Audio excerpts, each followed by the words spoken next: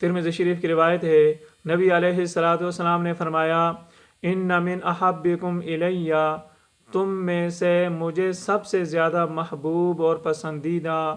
اور قیامت کے دن میرے سب سے زیادہ قریب رہنے والا وہ انسان ہوگا جس کے اخلاق اچھے ہوں گے، اور میرے نزدیک تم میں سے سب سے زیادہ قابل نفرت اور قیامت کے دن مجھ سے بہت زیادہ دور وہ 3 قسم کے لوگ ہوں گے، سرسارون والمتشدقون والمتفیہقون۔ یہ 3 قسم کے لوگ مجھ سے زیادہ دور ہوں گے اور میرے نزدیک یہ قابل نفرت ہیں۔ اے اللہ کے نبی، قد علمنا الثرثارین والمتشدقین، ہم یہ جانتے ہیں سرسارون کا معنی بہت زیادہ باتیں کرنے والا، اور متشدقین کا معنی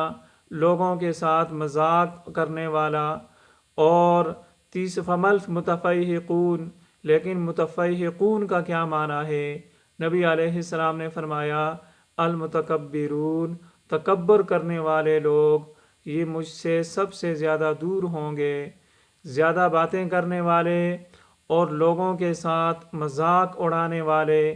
طعنہ زنی کرنے والے اور تکبر کرنے والے، یہ 3 قسم کے لوگ مجھ سے بہت زیادہ دور ہوں گے۔